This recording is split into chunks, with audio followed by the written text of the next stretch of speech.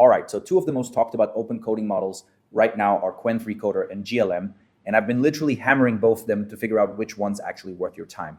GLM, or 7, posted 87.4 on Tau Squared Bench, claiming the top open source spot. Both models dropped in 2025 and 2026, and the gap between them could genuinely affect your API bill or your repo workflow. I'm comparing Qwen3 Coder versus GLM across 4 real tests using verified press sources and benchmark data only, no vendor spin. And honestly, the thing that surprised me most is that the cheaper model isn't necessarily the weaker one, and the bigger context window doesn't automatically make you a better coder. Which one you should actually pick comes down to one specific thing about your workflow. So this comparison is for developers and teams choosing a coding model to run at scale, whether that's on the API or self-hosted. Pick wrong, and you're either paying way more per token than you need to, or you're hitting context limits mid-refactor on a big code base. And both of those are real costs that show up fast. Test 1 is code generation accuracy, and the failure mode here is pretty concrete. You ask for a TypeScript utility function, it comes back looking right, you ship it, and it breaks in production because the model hallucinated a type narrowing pattern that doesn't actually work. And now you're debugging for 2 hours. What surprised me is that these two models were never tested on the same harness. Qwen3 Coder's 16 times eval results show 9.25 out of 10 on medium clean generation tasks, but it dropped to 1 out of 10 on TypeScript narrowing. GLM 4. 7 has 85.2% on human eval and 73.8% on SOE bench verified. But those are completely different test setups, so stacking them directly isn't really honest. Now, I want to be real with you guys before calling anything here. Qwen3 Coder's scores come from the 16 times eval harness, and GLM's come from SWE bench and human eval. And those aren't the same tests, so the gap might look bigger or smaller than it actually is. If your workflow is agentic bug repair, GLM's numbers are more relevant. If it's clean generation, Qwen3 Coders are. So test 1 is a tie, and the benchmark coverage just doesn't overlap enough to settle it. Qwen3 Coder has 9.25 out of 10 on clean generation, GLM 4. 7 has 73.8% on SWE bench verified, and there's no shared harness to compare them on, so the running score sits at Qwen3 Coder 0, GLM 0, 1 tie. Test 2 is context window and long file handling, and the failure mode is really concrete. You paste a 5,000 line repo into your model, it silently truncates the middle section, and then it gives you a refactor suggestion that contradicts logic sitting right there in the code it dropped. And you don't catch it until review, which means a broken PR and a wasted hour. I thought both models would basically tie here since they both advertise 1 million tokens, but they get there very differently. GLM 5.2 ships with a native 1,048,576 token window out of the box on every tier. Qwen3 Coder's native window is 256,000, and you need Yaran extrapolation or the managed plus endpoint to reach 1 million, which is real setup friction. If you're self-hosting, GLM takes test 2, and I'll be honest, I didn't think this one would be so clear-cut. Both claim 1M, but native versus extended is a real difference in practice. And GLM 5.2's window just works with no extra routing needed. That puts the score at Qwen3 Coder 0, GLM 1, 1 tie. Test 3 is multilingual coding support.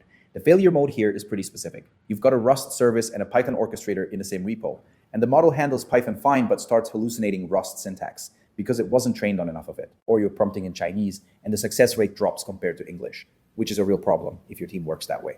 I looked at the available numbers, and here's what's interesting. Qwen2.5 Coder covers 92 programming languages and scored 65.9 on McEval. GLM 4. 7 scored 66.7% on SW bench multilingual. Those sound close, but these are different benchmarks, so you can't really stack them up directly, and there's no published language count for GLM at all, which is kind of a gap. One thing worth knowing before we call this one. GLM's marketing leans hard into Chinese-English bilingual strength, but an ArcSIF study on the GLM by family found that Chinese prompt success rates are actually generally lower than English across all tested models. So I take that claim with a grain of salt if Chinese prompting is a big part of your workflow. Test 3 is another tie, and the data just doesn't support a clean winner here when 3 Coder has 92 languages and a 65.9 McEval score. GLM 4, 7 has 66.7% on a different multilingual bench, and neither one dominates on the same test. So the running score stays at Qwen3 Coder 0, GLM 1, 2 tied. Test 4 is API pricing and open source access, and this one has a really concrete cost consequence. If you're running a coding agent that fires off a few hundred API calls a day, a 4 times difference in token price adds up fast, going from a $30 monthly bill to a $140 one, and at scale that compounds quickly. I pulled the pricing from available sources, and here's what we got. Qwen Coder runs 30 cents per million input tokens on Galaxy.ai and $1 per million output. GLM 5.2 at Z.ai first party is $1.40 per million input and $4.40 per million output, which works out to roughly 4.7 times more expensive on input. Artificial analysis shows a blended rate that flips this, but those numbers compare different model versions, so I wouldn't lean on that. One thing to keep in mind though, GLM 4.7 Flash is completely free on the API, zero input and zero output cost, and Qwen3 Coder also has a free tier on Open Router. So if you're just prototyping or running low volume, the price gap shrinks to nothing. Both models are also self-hostable with open weights. So if you're running your own infra, the per token rates don't even apply. Qwen3 Coder takes test 4, and this one came out clearer than I expected. The free flash tiers could have muddied it, but at the full power API level, 30 cents versus $1.40 per million input tokens is a real gap that matters at any meaningful scale. So the running score moves to Qwen3 Coder 1, GLM 1, 2 tied. So here's where Qwen3 Coder wins outright. It's cheaper, 30 cents per million input tokens versus $1.40 for GLM 5. 2 at first party rates.